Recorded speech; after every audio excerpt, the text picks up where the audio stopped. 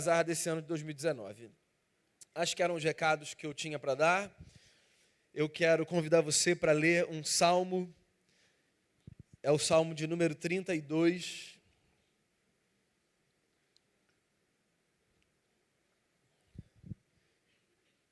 Eu imagino que você conheça esse texto. Eu vou ler parte dele, na verdade. Vou ler do verso 1 até o verso 5.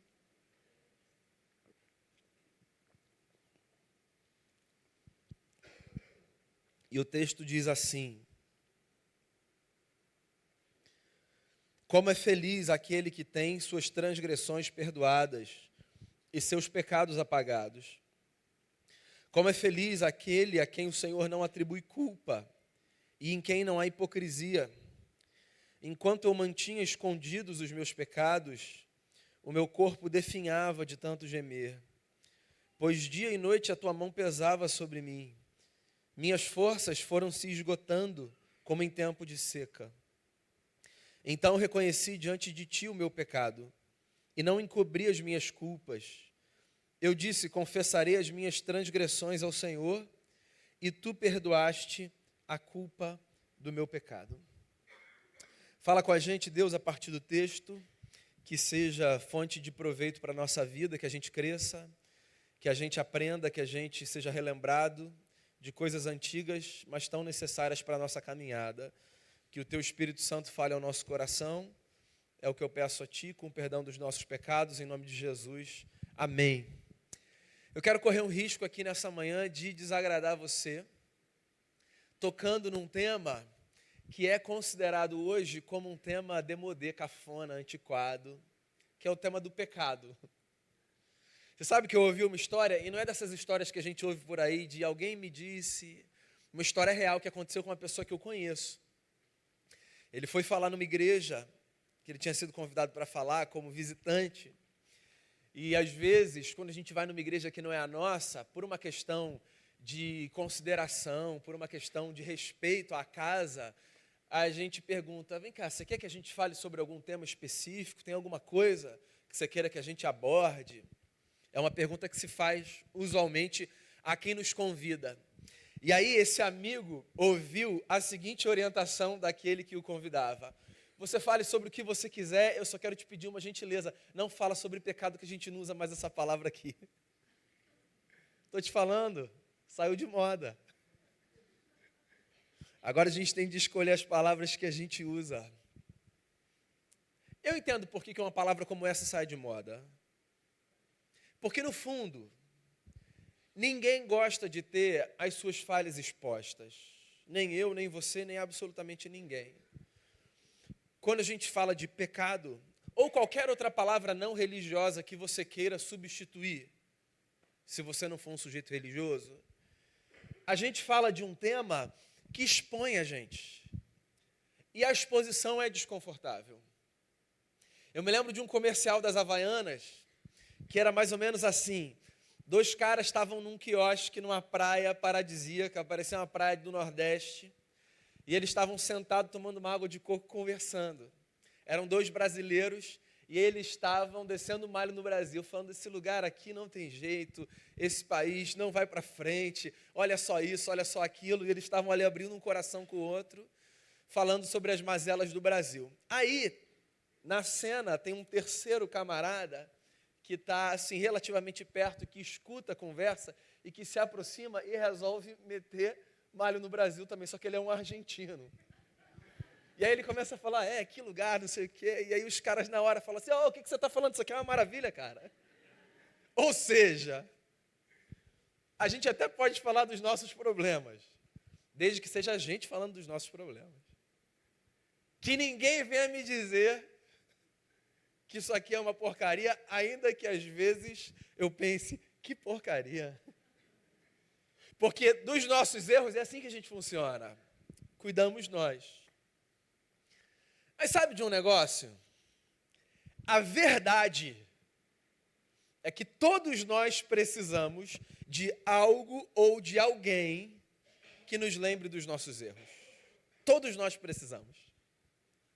E é por isso que, por mais cafona que seja, pensar na ideia do pecado e falar sobre ele é fundamental. Porque todos precisamos, todos. Eu penso que, por mais que a vida seja, no geral, uma jornada de poucos amigos, todos nós deveríamos ter pelo menos um amigo que pudesse olhar nos nossos olhos e dizer: isso que você fez não é bacana. O nosso tempo é um tempo muito esquisito nesse sentido. Porque, nós temos a falsa sensação de que temos muitos amigos. Porque nós vivemos em ambientes virtuais que nos fazem querer acreditar que as nossas redes de conexão são muito grandes. Então nós olhamos para as plataformas sociais que nós usamos no mundo virtual, nós pensamos nos números de pessoas com as quais nós estamos conectadas e presumimos que temos, então, aquele X número de amigos. O que não é verdade, certo? O sábio já disse: quem tem muitos amigos sai perdendo. Amizade não é do tipo de coisa que a gente experimenta no meio da multidão. Ainda que às vezes a gente caminhe com os nossos amigos no meio da multidão. Amizade é uma experiência de abertura de coração e de despir de alma diante de alguém que nos conhece, que nos acolhe, que nos ama e que desfruta de um tipo de relação com a gente que dá a esse alguém, inclusive, a liberdade de dizer: isso não está bacana. E todo mundo precisa dessa amizade. A nossa compreensão de amizade é muito cultural. Em lugares diferentes do mundo, as pessoas falarão de amizades de maneiras distintas. Nós, no Brasil, consideramos, no geral, a amizade enquanto essa experiência de vida que vem da infância e que a gente carrega para a história. Então é muito comum a gente ouvir pessoas dizendo assim: os meus amigos são os meus amigos de infância. E tudo bem, é possível que você tenha amigos de infância. Gente que frequentou com você, se você nasceu na igreja, as primeiras salas da escola dominical. Ou gente que esteve com você na escola nos seus primeiros anos de alfabetização. Mas nem todo mundo tem essa experiência. E é possível que os seus grandes amigos sejam amigos de outros momentos da vida. Porque as amizades, elas também são cíclicas na nossa história.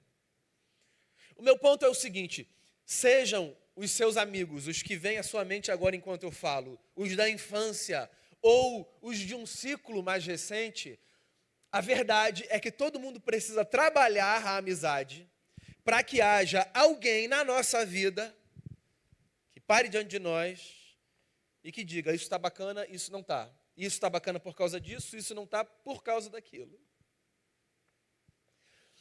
Às vezes a gente pensa em modelos de vida, em modelos de sociedade, que são muito infantis quando são descritos.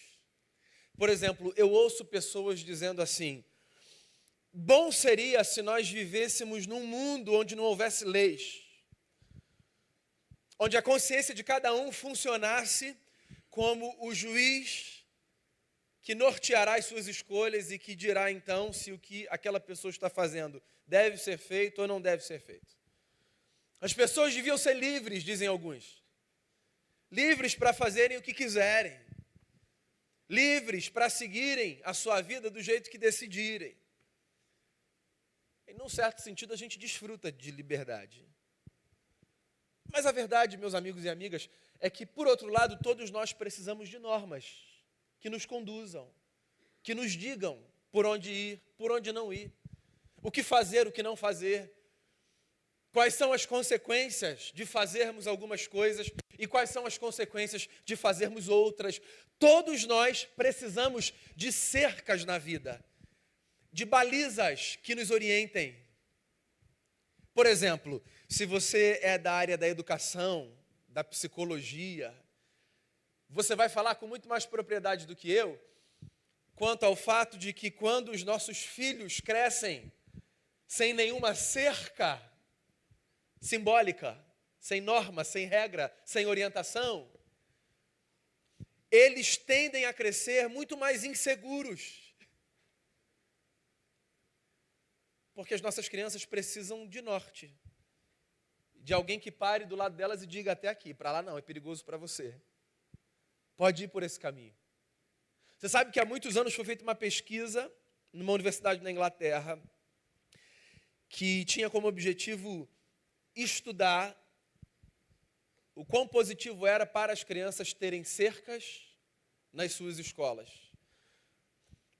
Até a hipótese, era a seguinte, de que as cercas poderiam inibir as crianças, inclusive nos seus exercícios intelectuais, porque elas poderiam se sentir muito presas se elas estivessem num ambiente onde houvesse cercas. Parte do grupo daquela comunidade foi deixada por um tempo num ambiente completamente livre, sem muros, sem cercas, sem nada que desse a elas visualmente a ideia de que elas estavam circunscritas, recolhidas, aprisionadas. O resultado foi muito curioso. As crianças que passaram um tempo nesse ambiente, onde não houvesse nada que dissesse a elas há um limite, ao invés de correrem mais, ficavam mais reunidas e juntas. Porque a falta de cercas, ao invés de estimular a liberdade, dava a elas a sensação de medo e de insegurança. E talvez isso fique mais emblemático e mais simbólico na infância, mas eu acho que isso é um espelho da vida. Mesmo nós adultos, quando nós estamos em ambientes, sobretudo que nos são desconhecidos, e que são ambientes onde não haja absolutamente nada que funcione, mesmo que no campo simbólico, como uma cerca na nossa vida, como um limitador, como uma barreira, como um obstáculo, nós nos sentimos inseguros, nós não sabemos o que fazer, nós não sabemos para onde ir. E é por isso que nós precisamos de pessoas, de códigos, de normas, de instituições que nos lembrem que existem linhas que não devem ser cruzadas. Queria adicionar mais alguns ingredientes aqui. Queria provocar você mais um pouco nesse sentido. E te dar mais duas razões pelas quais eu acredito que todos nós precisamos ter na nossa vida amigos que funcionem às vezes como cercas, como inibidores de escolhas que não são bacanas, ou, usando a linguagem religiosa, como gente que ajuda a gente a não pecar. Uma razão é, nós não conseguimos perceber todos os nossos pontos fracos. Nós não conseguimos perceber a nossa história com a clareza que às vezes a gente acha que a gente consegue perceber. O que eu estou querendo dizer é o seguinte: existem pessoas que percebem fraquezas suas com muito mais facilidade do que você as percebe. E é por isso que a gente precisa ter essas pessoas por perto. Gente que consegue ver o nosso calcanhar de Aquiles e dizer, esse negócio é o seu ponto de vulnerabilidade. E é possível que você seja apanhado por aí. Gente que não exista na nossa história apenas para bajular o nosso ego, mas para regulá-lo. Gente que diga assim, não, eu conheço você, esse caminho não é o caminho certo. A gente precisa disso. Isso é uma bênção, isso é um auxílio. Eu gosto muito de citar esse texto do Gênesis, porque eu acho que esse é um dos textos mais ricos das Escrituras, que é o texto da criação da mulher, quando Moisés diz que Deus forma a mulher do homem e diz para o homem assim, farei para ele uma auxiliadora idônea. E eu já citei esse texto aqui diversas vezes, porque me encanta nesse texto o fato de que no hebraico, literalmente, o que Deus diz, segundo Moisés, é, eu vou fazer para o homem uma ajuda contra ele. Literalmente o texto é, uma ajuda contra você. Você precisa de uma ajuda contra você. E o que seria na vida uma ajuda contra mim?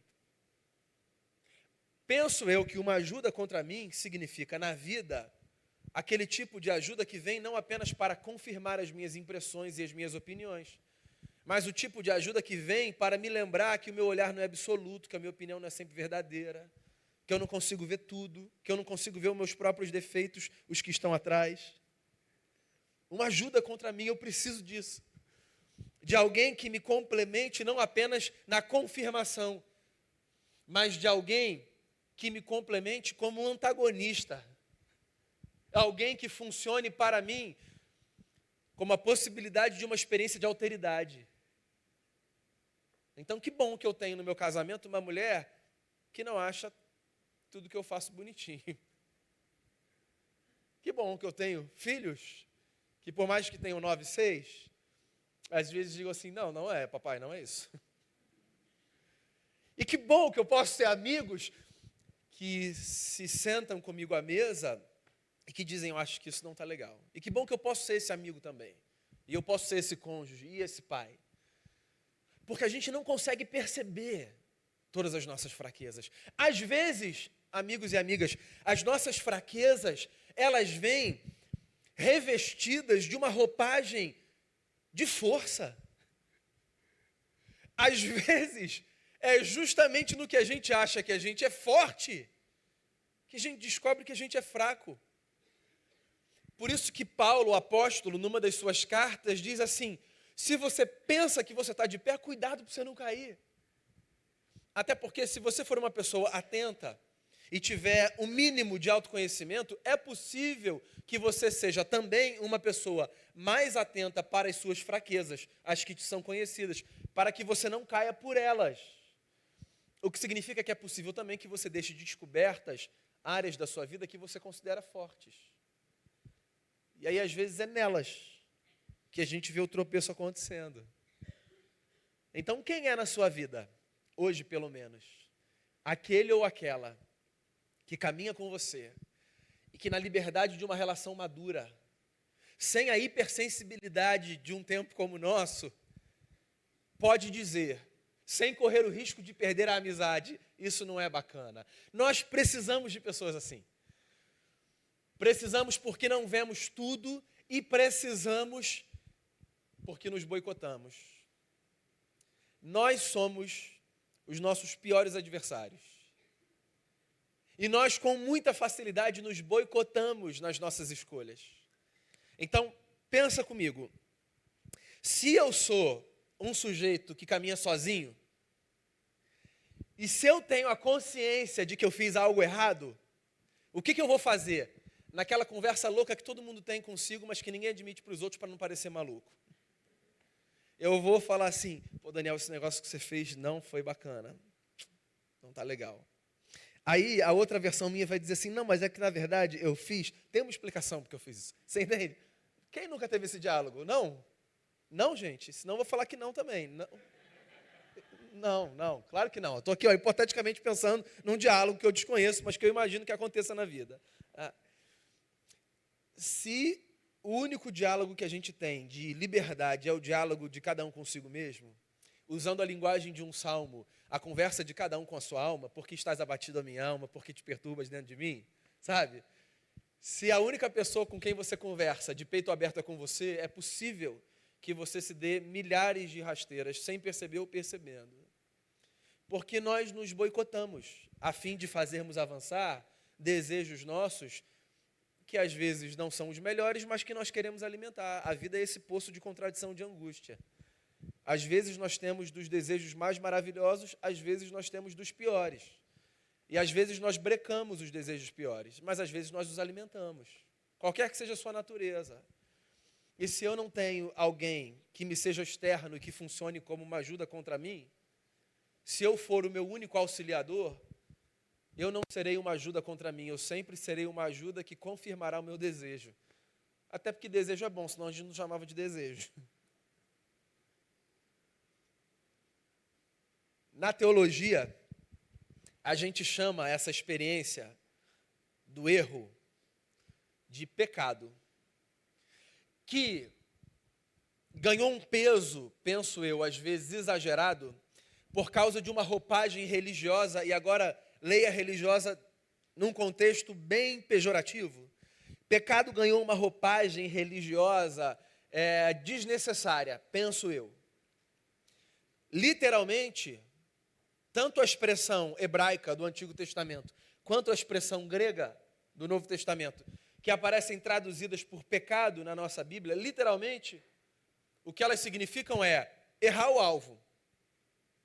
Então, pecar significa ter um alvo e errá-lo. E aí, se a gente vem para essa definição que antecede a definição da roupagem religiosa, a gente pode pensar no pecado, não necessariamente no contexto religioso, mas no contexto da vida, enquanto uma possibilidade para qualquer área da nossa vida que a gente viva, certo? Então, pecado é um negócio que eu posso cometer na minha casa, pecado é um negócio que eu posso cometer na igreja, pecado é um negócio que eu posso cometer no meu trabalho, pecado é um negócio que eu posso cometer no meu condomínio, na minha relação enquanto cidadão, em qualquer lugar. Porque eu sempre tenho a possibilidade de errar o alvo. Sempre. Essa possibilidade está diante de mim sempre. E quando eu digo que essa possibilidade está diante de mim sempre, eu não estou dizendo, eu espero que tenha ficado muito claro, que ela está diante de mim enquanto uma recomendação. É possível que você peque, vá lá. Pelo contrário, a recomendação da Bíblia é sempre a seguinte: tenta não errar. Tenta não errar. Então, como é que eu devo me portar a partir desse conceito mais amplo de pecado no trabalho? Tentando não errar. E como é que eu devo me portar a partir desse conceito no meu casamento? Tentando não errar. E como é que eu devo me portar na educação dos meus filhos? Tentando não errar. E em qualquer outra área da vida, tentando não errar. Porque olha só, que a gente vai conseguir não errar, essa é uma outra conversa, mas se a gente já tentar não errar, já facilita. Você entende? Pode parecer muito intuitivo, mas não é. Porque às vezes dá a sensação de que o sujeito sai de casa pensando assim: hoje eu vou errar. Com vontade de errar. Hoje no meu trabalho, amigo, quem parar na minha sala vai se lascar, porque hoje chutei o balde. E aí você imagina esse sujeito que já sai predisposto a errar e que não tem nenhuma relação que dê a outro ou a outra a liberdade de dizer: você está errando, hein? Você vai errar. A operação está errada, tropa de elite. A operação está errada, capitão. Lembra disso? Eu não vou falar a frase toda, que tem palavras que não são bonitas na frase, mas no filme a operação está errada, capitão. O Nascimento fala lá para o camarada. Alguém precisa dizer para a gente: está errada essa operação aí. Mas se eu saio de casa disposto a errar e eu não tenho quem me diga, você entende que o resultado tende a ser um resultado ruim, negativo? Pecado, errar o alvo.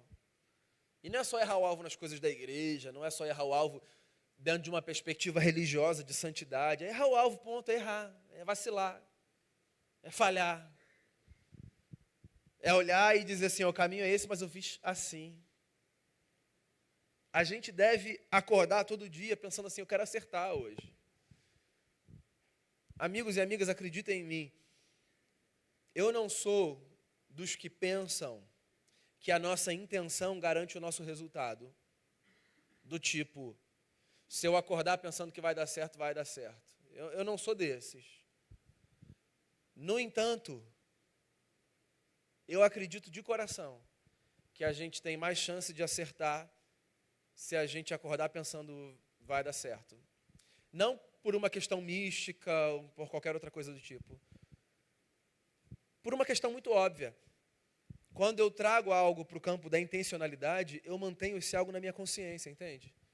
Então, quando eu vou para uma conversa com alguém de maneira displicente, desatenta, e é uma conversa importante, eu tenho mais chance de falar uma besteira, eu tenho mais chance de falhar, dando ao outro a sensação de que eu não estou prestando atenção. Eu tenho mais chance de dizer palavras que não deviam ser ditas. Mas, se eu vou para uma conversa pensando assim: eu vou acertar hoje, eu quero que seja bacana, eu quero falar o que é certo. É possível que eu seja mais sábio do que tolo na minha fala. É possível que eu dê ao outro a sensação de uma escuta ativa, o que é sempre muito importante numa conversa. É possível que eu chegue a um consenso com o outro e que a gente saia dali feliz. Você entende? É nesse sentido que eu acredito que a intenção pode fazer diferença. Não que ela vá garantir o resultado, mas se eu saio pensando eu quero acertar, eu mantenho essa intencionalidade na minha consciência e eu tenho mais chance de acertar. E aí você pode trazer também para a sua vida religiosa. que faz parte, na verdade, de tudo na vida. Se eu acordo todos os dias pensando assim, eu não quero que esse dia, na minha relação com Deus, seja desperdiçado. Eu quero fazer o que é justo. Eu quero fazer o que é correto. Eu quero abençoar. Eu quero fazer valer sobre a minha vida a palavra de Deus a Abraão. Seja uma bênção. Se eu acordo pensando nisso, eu tenho mais chance de, no final do dia, de maneira simbólica, fazer com que Deus dê um sorriso para mim, entende? Eu acho que quando a gente fala de pecado, a gente está falando sobre isso. Sobre a possibilidade da gente viver uma jornada de um dia, porque pensar em mais de um dia talvez seja mais desmotivador do que motivador. Você não precisa pensar assim, essa semana eu não vou fazer nada de errado. Esquece, amigo. Aí você pode pensar assim, hoje, lá no almoço, hoje a gente não vai conversar sobre política, em nome de Jesus. Pode ser assim, você pode só pensar isso, já resolveu o almoço. Hoje, a gente não vai conversar sobre futebol hoje, amanhã, depois do resultado. Os meus exemplos são bobos. Você pode pensar na seriedade da sua vida. É isso que eu quero que você faça. Como eu posso não errar? Só que tem um negócio, e eu não quero que isso seja um desestímulo para você, nem um aval para você enfiar o pé na jaca. A verdade é que a gente vai errar. É louca a vida, né? Porque eu acabei de falar, eu passei meia hora dizendo assim para você, não erra, não erra, não erra. Vai lá no alvo, acerta o alvo. Mas a verdade, pessoal, é que a gente vai errar. E eu não vou encerrar a mensagem aqui, porque eu não quero que você saia aqui cheio de angústia e já falar, o pastor falou que a gente vai errar. A verdade é que a gente vai errar porque a natureza do erro constitui a gente, entende? Então, na verdade, eu acho que o grande ponto, além de nos esforçarmos para não errarmos, é tentarmos responder a seguinte pergunta. Tá, quando a gente errar, o que a gente faz? Eu acho que essa que é a grande questão. Se eu me conheço o bastante para saber que eu vou errar, e se você se conhece o bastante para saber que você vai errar, então a pergunta que a gente precisa responder é, quando a gente errar, o que a gente faz? E é disso que o texto trata. O texto é a poesia de um homem que revela duas condições de vida. A condição do erro que é guardado e a condição do erro que é confessado. E no caso dele, ele fala dessa confissão direta. Mas lembra que eu falei sobre a importância de amigo? Às vezes a gente confessar para o outro um erro tem um efeito similar. O que ele diz, para encurtar uma longa história? O que ele diz é, enquanto eu guardei os meus erros comigo, eu tive uma experiência de sintomatização do pecado. Ou seja, os meus erros, que às vezes são abstratos, intangíveis, eles vieram parar no meu corpo com uma força que parece que eu mudei a série na academia ontem. Sabe, quando você muda a série na academia, você não consegue pegar o garfo no outro dia? Os meus erros vieram para as minhas costas. E eu estou pesado, eu estou envelhecido. Esse é o cenário que Davi descreve. Davi é um poeta, certo? Então, os poetas têm uma habilidade de traduzirem assim, com beleza as experiências da vida. O que ele está dizendo é, quando eu erro e quando eu guardo o meu erro, eu fico pesado. Eu fico pesado. E a gente fica pesado. Quando a gente erra e a gente guarda, a gente fica pesado.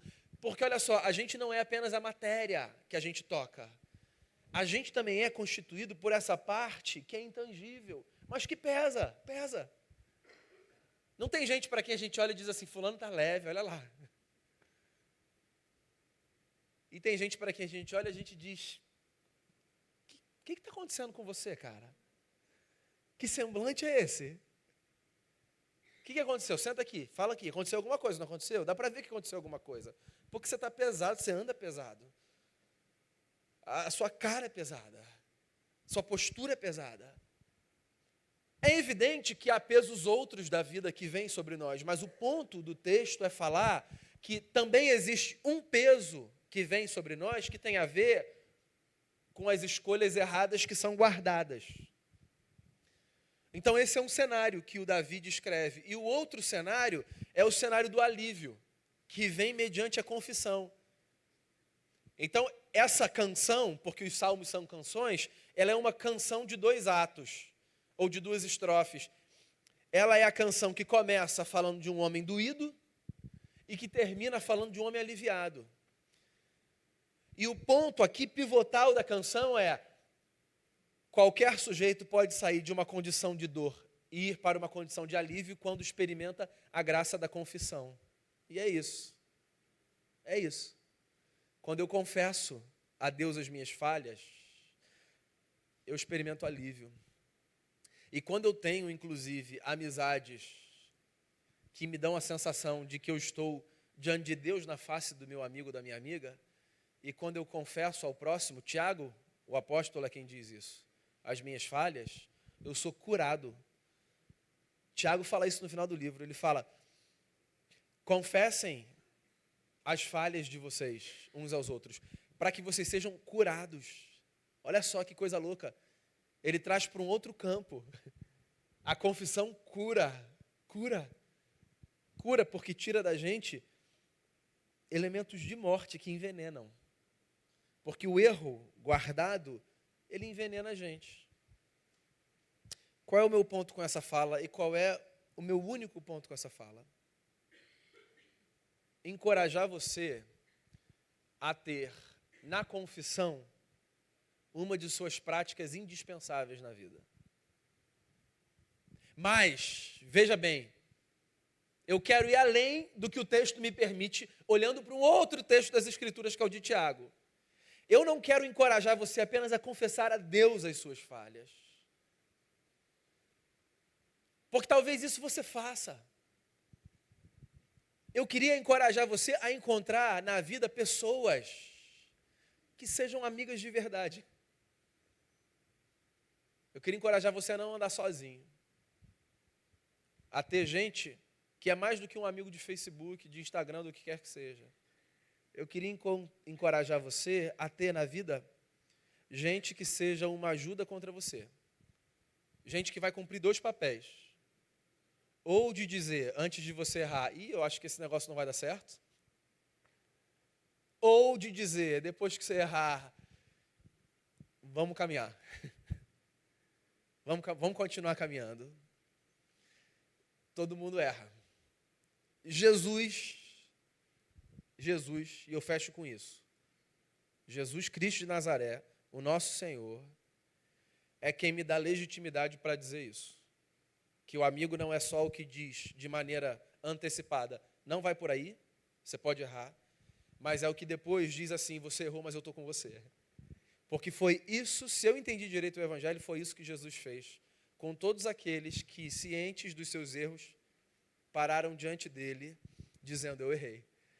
Sempre, invariavelmente, sempre Jesus diz assim: eu sei, vamos continuar caminhando. Porque o amigo é esse.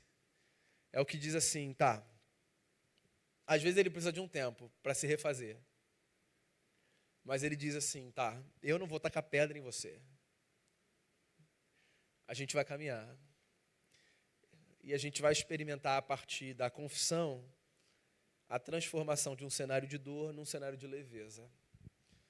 Num auditório como esse, onde eu não preciso ser um profeta para dizer que todos erramos, que seja essa palavra uma lembrança de que diante de Deus e de bons amigos a gente pode experimentar o milagre da transformação da condição da nossa alma. E de gente pesada a gente pode ser gente leve. Porque é isso que o Evangelho faz com a nossa vida. Jesus Cristo nos perdoou dos nossos pecados, para que nós fôssemos gente leve. Então viva com a leveza do Evangelho de Jesus. Tente não errar. Mas quando você errar, lembre-se, você tem um advogado junto ao Pai, Jesus Cristo de Nazaré, que não apenas te absolve dos seus erros, mas que olha com toda a singeleza no fundo dos seus olhos e diz assim: meu amigo, minha amiga, vai, não peques mais. Que é uma outra forma de dizer: viva com leveza. A vida merece ser bem vivida. Amém? Vamos fazer uma oração? Vamos cantar uma oração. Tem uma música antiga linda